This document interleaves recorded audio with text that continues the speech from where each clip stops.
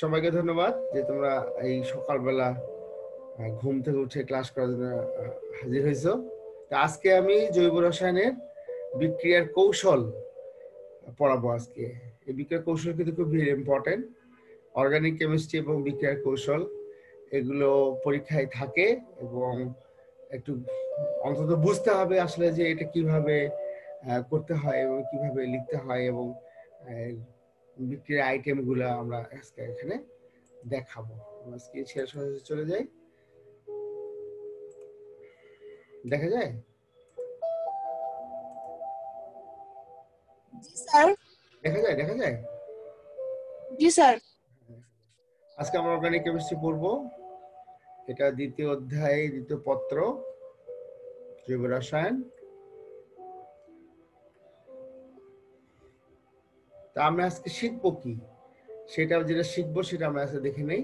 সেটা হচ্ছে জৈব রসায়নে আমরা শিখবো জৈব রসায়ন সংগঠনের প্রক্রিয়া, বিক্রিয়া কিভাবে সংগঠিত হয়। জৈব রসায়নে কিছু বিক্রিয়ার নিয়ম এবং নীতি মেনে চলে, যে নিয়ম নীতিগুলা অন্য বিক্রিয়া তেমন মানে চলে না। এই জন্য জৈব রসায়ন একবার যদি কেউ বোঝে তাহলে সে আর সহজে ভুলে না। এবং জৈব রসায়নের কৌশল কিভাবে বিক্রিয়াগুলো হয় সেই বিক্রিয়াগুলো আজকে আমরা এখানে দেখাবো, চেষ্টা করবো আর কি। আমরা সংযোজন বিক্রিয়া, জৈব রসায়নের প্রথম সংযোজন বিক্রিয়া, অ্যাডিশন বিক্রিয়া, যৌথ বিক্রিয়া বলে, এবং ইলেকট্রোফিলিক সংযোজন বিক্রিয়া। সংযোজন বিক্রিয়া দুই ধরনের হয়, একটা ইলেকট্রোফিলিক, একটা নিউক্লিওফিলিক। তো ইলেকট্রোফিলিক সংযোজন বিক্রিয়া এটা। ইলেকট্রোফাইল মানে হচ্ছে যে ইলেকট্রনের প্রতি আসক্ত, তার মানে হলো যার কাছে ইলেকট্রন নাই সে হলো ইলেকট্রোফাইল, এবং সে ইলেকট্রন নেওয়ার জন্য যেখানে ইলেকট্রন যাওয়া আছে সেখানে সে দৌড়াবে, এটাই হচ্ছে ইলেকট্রোফাইল। যে বিক্রিয়াতে ইলেকট্রোফিলিক বিকারক সরাসরি সংযোগে একটি মাত্র উৎপন্ন করে, একটি মাত্র। তুমি যাই দাও না কেন যোগফল একটি যৌগ। তাহলে আমরা বুঝে নিলাম যে এই বিক্রিয়ায় আমি যাই দিই না কেন একটা যৌগ উৎপন্ন হবে, এবং এর সাথে কোন একটা ধনাত্মক অংশ যোগ হবে। কে প্রথমে হবে? প্রথমে ধনাত্মক অংশ যাবে, এই জন্য তার বিক্রিয়ার নাম রাখা আছে ইলেকট্রোফাইল। যদি ঋণাত্মক অংশ যায় তাহলে হবে নিউক্লিওফাইল সংযোজন বিক্রিয়া। তাহলে আমরা বলতেছি এই বিক্রিয়াতে ইলেকট্রোফিলিক বিকারক সরাসরি সংযোগে একটি মাত্র উৎপন্ন হয়, তাকে আমরা বলছি ইলেকট্রোফিলিক সংযোজন বিক্রিয়া। একটা বিক্রিয়া দেখানো হয়েছে, এখানে carbon carbon double bond ethene আছে, তার সঙ্গে হাইড্রোজেন প্রথমে যোগ হয়েছে।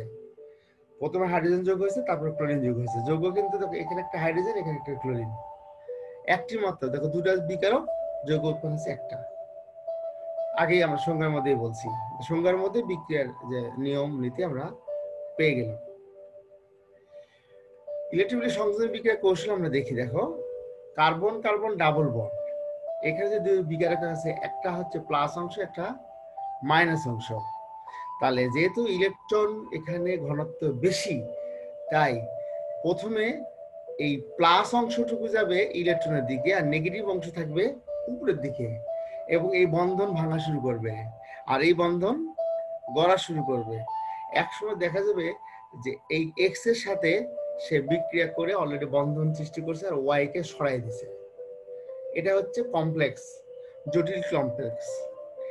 এরপরে দেখো, বুঝতে পারি নাই। কেন বুঝতে পারবে বলো? এখানে ডাবল বন্ড আছে, এখানে একটা দেখতে পাচ্ছ না? তাই বলো আগে, দেখতে পাচ্ছ? জি স্যার, দেখতে পাচ্ছি। এটা জি একটা স্যার। প্লাস অংশ একটা, আর একটা মাইনাস অংশ। এখন প্লাস অংশ যাবে হলো এই দ্বিবন্ধনের কাছে, কারণ দ্বিবন্ধনের মধ্যে অনেকগুলো ইলেকট্রন আছে, চারটা ইলেকট্রন আছে।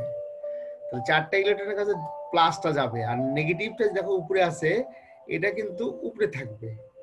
ঠিক আছে? এখন এক মুহূর্তে এই প্লাসের সঙ্গে বন্ধন করবে কার্বন আর ওয়াই কে সরাই দিবে। এখন এখানে দেখো এটার যোজনী কিন্তু এক, এই এক্স এর যোজনী কিন্তু এক। দেখো এখানে দুটা ঘর আছে না, এক যোজনী। এটা যদি যোজনী এক হয় তাহলে কিন্তু তোমার এই এক্স এর সাথে দুটা যোজনী থাকতে পারে না, তাহলে ওই জন্য প্লাস হয়ে গেছে এখানে। ঠিক আছে? সেই প্লাসটা দেখো, এই প্লাসটা সরে আসছে এই কার্বনের উপরে, আর আর এক্স অলরেডি বন্ধন করে ফেলছে। এবং এই যে সৃষ্টি হয়েছে এর নাম হচ্ছে কার্বনিয়াম আয়ন, একে আমরা বলবো কার্বোক্যাটায়ন।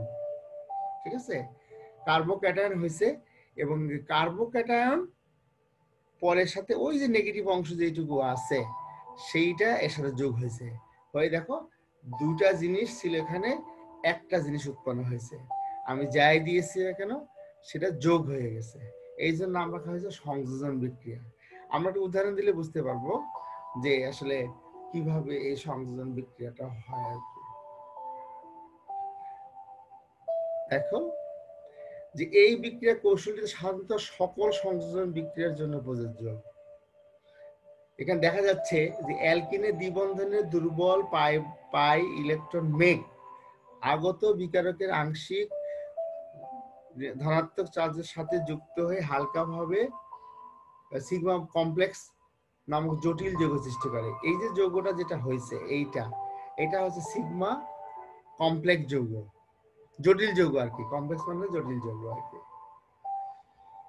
তারপরে এইবার বিক্রিয়া দুইয়ের দিকে অগ্রসর হয় এবং এক্স একটি কার্বনের সাথে যুক্ত হয়ে কার্বনের আয়ন গঠন করে যা অস্থিতিশীল। এখানে যে জিনিসটা উৎপন্ন হয়েছে সেটা অস্থিতিশীল, বেশিক্ষণ থাকতে পারে না। এটা এই যে প্লাস চিহ্ন যেটা হয়েছে সেই প্লাস চিহ্নটা কিন্তু বেশিক্ষণ থাকতে পারবে না, সঙ্গে সঙ্গে প্লাস শুরু হওয়ার সঙ্গে সঙ্গে নেগেটিভ এসে যোগ হয়ে যাবে। দেখো কার্বনের দ্বিবন্ধন ছিল, এখানে এক বন্ধন হয়ে গেছে। তাহলে এক বন্ধনের যে বন্ধন দুটো ইলেকট্রন দুটো জিনিস শেয়ার করে একটা বন্ধন সৃষ্টি করছে। পরিশেষে বলা হচ্ছে এরপর ওয়াই নিউক্লিওফিলিক সংযোজন ঘটায়, তাই এটি অবশিষ্ট নিউক্লিওফাইলের সাথে যুক্ত হয় এবং দ্রুত বা সংযোজন যৌগ গঠন করে। তোমার লেখা লাগবে কিন্তু এইটুকুই, যদি আমরা কৌশল দিয়ে থাকি তাহলে এইটুকু তোমাকে লিখতে হবে, যে প্রথমে চিত্রটা দিবা, বা চিত্র তো অবশ্যই দিতে হবে, চিত্রটাই আসলে মেইন। চিত্র মানে বিক্রিয়া, এখানে কৌশল বিক্রিয়াটাই কি চিত্র? হ্যাঁ বিক্রিয়াটাই চিত্র। এখানে তুমি ওই যে চিত্র আকারে শিখবা তাহলে মনে থাকবে ভালো। যেখানে ডাবল বন্ড আছে এখানে প্লাস মাইনাস আছে, প্লাস যাবে পায়ের সাথে, মাইনাস যাবে দূরে, তারপর প্লাস যুক্ত হবে, ওয়াই বেড়ে চলে যাবে, তারপরে এটা কার্বোক্যাটায়ন হবে, কার্বোক্যাটায়নের সাথে হওয়ার সাথে সাথে ওয়াই এসে যুক্ত হয়ে যুক্ত যৌগ গঠন করবে। যাই হোক আমরা পরের দিকে আসি। আরো আমাদের দেখো এখানে কার্বন, এখানে আমরা জাস্ট একটা যৌগ দিয়েছি ইথিন, তার সঙ্গে এক্স আর ওয়াই। প্রথমে এক্স একটা কার্বন লাগছে, ওয়াই একটা কার্বনে। আমি যদি কৌশলটাকে যদি ওইভাবে মনে নাও রাখি তাহলে আমার কাছে মনে হবে এক্স আগে যাবে ওয়াই পরে যাবে, যে এটা বিক্রিয়া সংযোজন করবে। আমরা আরো উদাহরণ দেই। দেখো এখানে ব্রোমিন আছে, ব্রোমিন এখানে কার্বন থাকে, এটা কিন্তু ডাবল বন্ড, এখানে কার্বন কার্বন ডাবল বন্ড আমরা এইভাবে দেখাচ্ছি। ব্রোমিনের প্লাস এখানে যুক্ত হয়েছে, ব্রোমিনের মাইনাস এখানে বন্ড ভাঙার জন্য চেষ্টা করছে। একসময় এই ব্রোমিনটা যখন যোগ হবে এখানে প্লাস হয়েছে দেখো, আর এখানে ব্রোমিনটার মাইনাস সরে আসছে। পরে এটা যখন যুক্ত হয়ে যাবে ব্রোমিন, তখন এই ব্রোমিন এই কার্বনের সাথে যুক্ত হয়ে যাবে, আলটিমেটলি দুটো ব্রোমিন দুই কার্বনের সাথে যুক্ত হয়ে গেছে। এটাই হচ্ছে যুদ্ধ যৌগ। এবং আমরা দেখি যে এটাকে যদি আমরা উদাহরণ হিসেবে লিখি তাহলে দেখো ব্রোমিন 2+ যদি যুক্ত হয় তাহলে দেখো আমাদের উৎপন্ন হবে 1,2-ডাইব্রোমো ইথেন, ডাইব্রোমো ইথেন বললে হবে, অথবা 1,2-ডাইব্রোমো ইথেন উৎপন্ন হয়েছে আর কি। এইভাবে যুদ্ধ যৌগগুলা সম্পন্ন হয়। এখন যুদ্ধ যৌগ করতে গেলে মার্কনিকভ এক নাম ভদ্রলোক আছে, তার নীতি এখানে আমরা আলোচনা করব। মার্কনিকভ একজন বিজ্ঞানী, তার নীতি, সূত্র কিন্তু না, সূত্র বলা যাবে না, অনেক বই সূত্র লেখা আছে, এটা ভুল, সূত্র হয়নি এটা। হ্যাঁ, সূত্র হতে গেলে কিছু নিয়ম কানুন লাগে, সে সূত্র। আমরা মার্কনিকভ নীতির মধ্যে আমরা দেখব অপ্রতিসম একটা শব্দ আছে, অপ্রতিসম। অপ্রতিসম বুঝো, তোমাদের বায়োলজিতে পড়ানো হয়। অপ্রতিসম তোমার ফুলের কিছু অংশ আছে পড়া হয়। অপ্রতিসম অসম্পৃক্ত যৌগ। অপ্রতিসম কেন বলা হচ্ছে, দেখো এখানে কার্বন আছে একটা, এখানে কার্বন একটা আছে কার্বন, আর এই আর এর মধ্যে একটা কার্বন আছে। আমার কথা হচ্ছে আর এর মধ্যে যে কার্বন আছে সেখানে হাইড্রোজেন আছে 3টা, এই কার্বনে হাইড্রোজেন আছে 1টা, আর এই কার্বনে হাইড্রোজেন আছে 2টা। যদি এই ধরনের কিছু হয় যে এই কার্বন আর এই কার্বনে যদি হাইড্রোজেনের সঙ্গে মিল থাকে না, দেখো আমি একটা জিনিস তোমাকে দেখাই। এখানে মার্কনিক নীতির আগে দেখো এই যে কার্বন, এই দেখো এটা প্রতিসম কার্বন, কেমনে এই কার্বনের হাইড্রোজেন দুটো, এই কার্বনের হাইড্রোজেন দুটা, এটা হলো প্রতিসম। যদি এরকম যদি না থাকে, যদি উল্টাপাল্টা হয়, এখানে দুটো আছে, এখানে একটা আছে, পরটাতে তিনটা আছে, মানে মিলবে না, সোজা কথা না, যেটা মিলবে না সেটাই হলো তোমার অপ্রতিসম। যাই হোক, আমরা অপ্রতিসম কার্বন দিয়ে যাচ্ছি। এটা যদি হয় তার সাথে অপ্রতিসম বিকারক। অপ্রতিসম বিকারক মানে কি, যেমন আমরা কিছু না যদি ব্রোমিন ব্রোমিন ব্রোমিন দিলাম, এখানে কিন্তু ব্রোমিন নেই, দেখো HCN হাইড্রোজেন বিআর, এই ব্রোমিন আর হাইড্রোজেন দুটো ভিন্ন জিনিস, তাহলে এটা হলো অপ্রতিসম। প্রতিসম মানে হচ্ছে দুটো সমান থাকা লাগবে, আর অপ্রতিসম হচ্ছে দুটো মিল থাকবে না। তাহলে অপ্রতিসম অসম্পৃক্ত হাইড্রোকার্বন আর অপ্রতিসম বিকারক, এই ক্ষেত্রে শুধুমাত্র মার্কনিকভ নীতি হবে, অন্য ক্ষেত্রে না। ঠিক আছে, আইন হয় তাহলে কি বলে, আইন হচ্ছে সবার জন্য সমান সূত্র, কিন্তু যদি আইন না নীতি, এটা নীতি সবার জন্য সমান না, এই জন্য নাম রাখা হয়েছে নীতি। মার্কনিকভ সূত্র অনেক বই লেখা আছে, এই কথা কিন্তু ভুল। আচ্ছা দেখো, এটা যদি যোগ করা হয়, এটা তো যুদ্ধ বিক্রিয়া হবে, ডাবল বন্ড আছে, এখানে এই বিআর দুই জায়গাতে যুক্ত হবে, কিন্তু একটা নিয়ম মানবে, এটাই হচ্ছে বড় কথা। সেই নিয়মটা আসলে কি, সংযোজন বিক্রিয়া দুই রকম উৎপাদক পাওয়া যাওয়া স্বাভাবিক। এইরকম একটি উৎপাদক শতকরা 90 ভাগ, অন্যটি 10 ভাগ। যেটা শতকরা 90 ভাগ হবে সেটাই আমরা ধরবো আসল বিকারক, এই 10 ভাগ যেটা আমরা ধরবোই না, কারণ এটা সংখ্যা খুবই কম, 90 আর 10-এর মধ্যে অনেক ফারাক। দেখো এখানে অপ্রতিসম কেন বলা হচ্ছে, এখানে দেখো আর আছে, এখানে একটা কার্বনে এক হাইড্রোজেন, একটি কার্বন দুইটা হাইড্রোজেন, দুই ভাবে হতে পারে। যদি এই হাইড্রোজেন যদি এই কার্বনে যুক্ত হয়, তাহলে এই কার্বনে যুক্ত হতে পারে। ধরে নিলাম যদি এই কার্বনে যুক্ত হয়, তাহলে চিত্র 1 দেখানো হচ্ছে, তাহলে প্লাস হবে এখানে। আর পরেরটাতে যদি হাইড্রোজেন যদি এই কার্বনে যুক্ত হয়, তাহলে হবে 2 নম্বরটা। এখন কথা হচ্ছে যে এটা একটা 90% হবে, একটা 10% হবে। কেন হবে তার ব্যাখ্যা আমরা দিচ্ছি। যে এখানে HBr দুটি কার্বন আছে, প্লাস প্রথমে যাবে, সোজা কথা, নেগেটিভ কিন্তু যাবে না, প্লাস যাবে, যেহেতু আমরা পড়তেছি ইলেকট্রোফিলিক সংযোজন বিক্রিয়া, তাহলে প্লাস যাবে, প্লাসটা যাবে দুটি কার্বন, দুটো অপশন আছে, দুটোই কার্বনে ডাবল বন্ড, তো এক কার্বনে গেলেই হলো, তাহলে দুটাই অপশন এখানে আছে, কিন্তু কোনটাতে যাবে সেটা আমরা এখন দেখব। কার্বোকার্বন দুটাতে সৃষ্টি হবে, নো ডাউট, কিন্তু বেশি কার্যকর উপরেরটা, নিচেরটা কম কার্যকর। কেন, প্রশ্ন আসতেই পারে, সে কেন অ্যান্সার পরে আমরা দিয়েছি। বেশি কার্যকর হওয়ার কারণ কি, 1 নম্বর কার্বোক্যাটায়ন হলো 2 ডিগ্রি কার্বোক্যাটায়ন, 1 নম্বর কার্বোক্যাটায়ন যেটা আমরা পাইছি 1 নম্বর ওখানে চিত্রে, আর 2 নম্বর কার্বোক্যাটায়ন যে 1 ডিগ্রি, 2 ডিগ্রি 1 ডিগ্রি কারা বলা হয়, তা আমরা একটু আবার যাই ঘুরে আসি। 2 ডিগ্রি বলা হবে তাকে যে কার্বনের পাশে একটি মাত্র হাইড্রোজেন আছে, দেখো একটি মাত্র হাইড্রোজেন আছে, বাকিটা আর, তাহলে হবে 2 ডিগ্রি।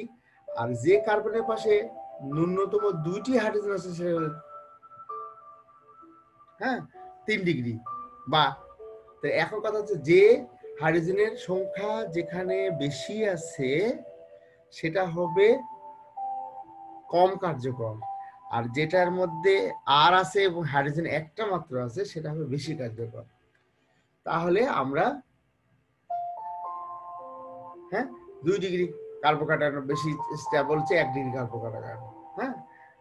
তাহলে 1 ডিগ্রি কার্বোকার্বন হচ্ছে 2 ডিগ্রি কার্বোকার্বন, তাই স্থিতিশীলতা বেশি। তাহলে আমরা ধরে নেব কোনটা বেশি হবে, আমরা এখন দেখাই। এখন নীতিটা আমরা পড়ি, নীতিটা কি বলছে, নীতিটা কি বলছে, অপ্রতিসম অসম্পৃক্ত যৌগের সাথে অপ্রতিসম বিকারকের সংযোজনের সময় অপ্রতিসম বিকারকের ধনাত্মক অংশ যে কার্বনের সাথে যুক্ত হয় যেখানে হাইড্রোজেনের পরিমাণ বেশি আছে। দেখো আমরা আবার চলে যাই চিত্রতে, দেখো এখানে হাইড্রোজেন আছে 2টা আর এখানে আছে হাইড্রোজেন একটা। উনি বলতে চাচ্ছে যে এই বিকারকের ধনাত্মক অংশ যার সঙ্গে যুক্ত হবে যেখানে হাইড্রোজেনের সংখ্যা বেশি আছে, হাইড্রোজেন সংখ্যা এখানে আছে বেশি, তাহলে দেখো হাইড্রোজেন সংখ্যা বেশি হলে এখানে হাইড্রোজেন দেখো 3টা হয়েছে, আর এটা কার্বোকার্বন হয়েছে, তাহলে এটা বেশি কার্যকর। এবং এটাই মার্কোনিক নীতি। তোমাকে এটাই বুঝতে হবে যে যেখানে মার্কোনিক নীতি হচ্ছে, তুমি এভাবে মনে রাখবা, যেখানে হাইড্রোজেন বেশি আছে ধনাত্মক সেখানেই যাবে, বাস, আর কোনো কথা নাই। অথবা হাইড্রোজেন যেখানে বেশি আছে হাইড্রোজেন সেখানেই যাবে, যেখানে কম আছে সেখানে যাবে না।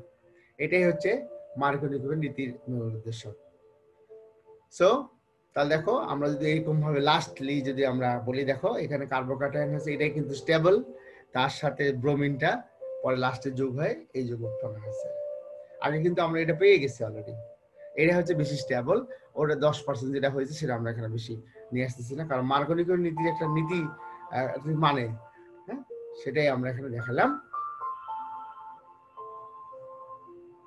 এটা খুব ভেরি ইম্পর্টেন্ট, পরীক্ষায় থাকবেই কিন্তু, হ্যাঁ, মার্কোনিক নীতি পরীক্ষা দিবেই, কৌশল সহ দিবে। আর ব্রোমিন ওই পরের যেটা দেখলাম সে সঙ্গে এটা হবে, এটার পরিমাণ হবে মাত্র 10%, ঠিক আছে? তো এটা 90%, এটা 10%, আমরা আগেই বলেছি, এবং এটা বেশি হবে। কেউ যদি নিচেটা নাও লেখে তাও ভুল হবে না, কারণ উৎপাদন যেটা বেশি সেটাই ইম্পর্টেন্ট, ঠিক আছে? এখন মার্কোনিক নীতি কেন সূত্র হয়নি? এই সূত্র হওয়ার না কারণ হচ্ছে একজন বিজ্ঞানী আছে এটা উল্টে দিছে আর কি। উল্টে দিছে মানে কি বলছে, না তুমি যেটা বলতেছো ঠিকই আছে, কিন্তু আমি যেটা বলতেছি সেটাও ঠিক আছে। কি হয়েছে, যে সূত্রটা বললাম তার বিপরীত, একটা বিপরীত, জাস্ট উল্টা। ওখানে বলছিলাম যেখানে বেশি আছে সেখানে বেশি হাইড্রোজেন যোগ হবে, আর এখানে বলতেছে কম। তাহলে কিভাবে হয় আমরা দেখে নিই একটু। যে কোনো পারঅক্সাইডের উপস্থিতিতে, এই কথা কিন্তু ওখানে ছিল না, পারঅক্সাইড, যেন হাইড্রোজেন পারঅক্সাইড, অর্গানিক পারঅক্সাইড, এসব ধরনের পারঅক্সাইড যদি উপস্থিতি থাকে, মানে ওই বিক্রিয়ার মধ্যে যদি পারঅক্সাইড দাও, তাহলে ওখানে বলছিলাম বেশি সংখ্যক হাইড্রোজেন আছে, এখানে হবে কম সংখ্যক আছে। সব কথা কিন্তু সেম। মার্কোনিক বিপরীত মার্কোনিকের মধ্যে একটা পড়লে কিন্তু আরেকটা পড়তে হয় না। সুবিধা একটাই যে তোমার একটার সাথে একটা সম্পৃক্তযুক্ত। দেখো আমরা এখানে আসি, এখানে দেখো আমরা ব্রোমিন যোগ করেছি, এবার যৌগের বেলায় উল্টা হয়ে গেছে। দেখো এখানে এই হাইড্রোজেনটা গেছে যেখানে কম আছে, দেখো এখানে হাইড্রোজেন 2 হয়েছে, আর ব্রোমিনটা গেছে যেখানে 2 এখানে আসছে। এটাই হচ্ছে পারঅক্সাইড প্রভাব, যে পারঅক্সাইড দিলে এইটা বিক্রিয়াটা উল্টে যায়। বিপরীত মার্কের কৌশল, এর কি কৌশল হয়? আগে যেটা কৌশল করলাম প্লাস মাইনাস, এই কৌশলটা কিন্তু ভিন্ন।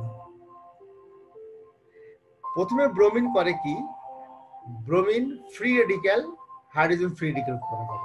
ওখানে কিন্তু প্লাস আর মাইনাস ছিল, এখানে কিন্তু প্লাস আর মাইনাস না, এটাই উল্টে যায় আর কি। তারপরে কি হয়, সেখানে আমরা পারঅক্সাইড দিচ্ছি, হাইড্রোজেন পারঅক্সাইড। তারপরে যেটা হয়, দেখো আমি একটা বিগ্রাফ নিয়েছি, এটা ডাবল বন্ড নিয়েছি, অপ্রতিসম। দেখো এখানে হাইড্রোজেন একটা, এখানে হাইড্রোজেন 2টা, অপ্রতিসম হাইড্রোকার্বন। ব্রোমিন ফ্রি রেডিক্যাল প্রথমে যুক্ত হবে, ব্রোমিন যুক্ত হয়, এখানে হাইছে, পরে হাইড্রোজেন পরে গিয়েছে, দেখো দিয়ে দেখো বিক্রিয়াটা উৎপাদন উল্টে গেছে। যেখানে হাইড্রোজেন বেশি ছিল সেখানে হাইড্রোজেন যাওয়ার কথা না, যে যেখানে কম হাইড্রোজেন আছে সেখানে হাইড্রোজেন গেছে, আর পাশের জায়গাতে গেছে ব্রোমিন। এই হচ্ছে বিপরীত মার্কোনিক নীতি। আমরা যদি চার্ট আকারে দেখাই এই নীতিটাকে, যে নো, এই যে একটু প্রোপেন দেখো, বিক্রিয়া দিকে তাকাই, যেখানে CH3 CH CH2, এটা হচ্ছে অপ্রতিসম কার্বন 3:1:2, এর সাথে HBr উৎপন্ন হয়েছে।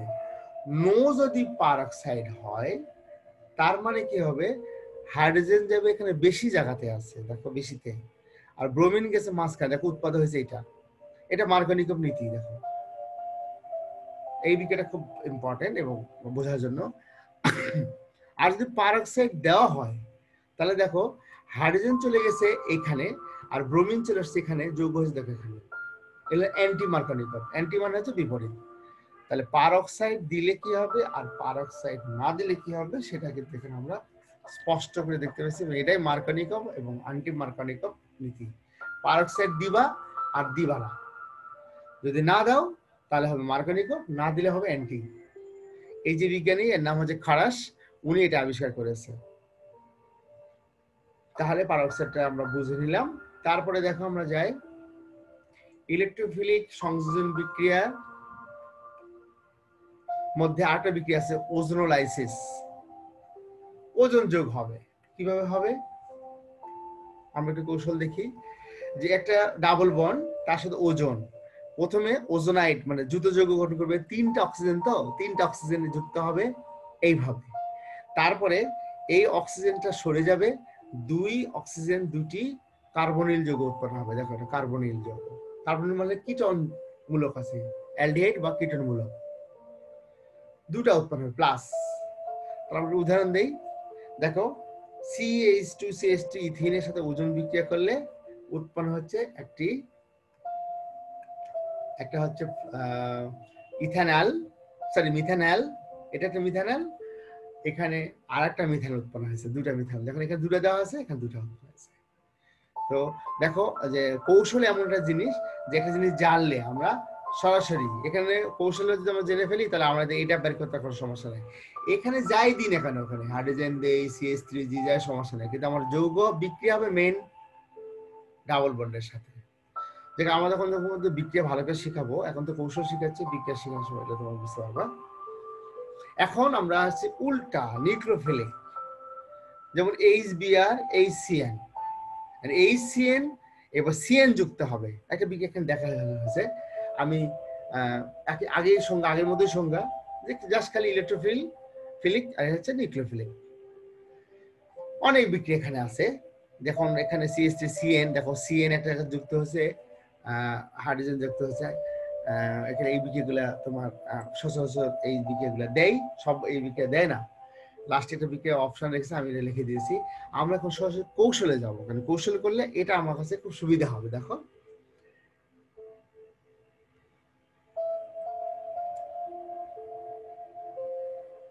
দেখো কৌশলে কি করা হয়েছে, এখানেও ডাবল বন্ড আছে, এখানে ডাবল বন্ডের পাশে এখানে নেগেটিভ আর এখানে পজিটিভ কেন দেওয়া হয়েছে?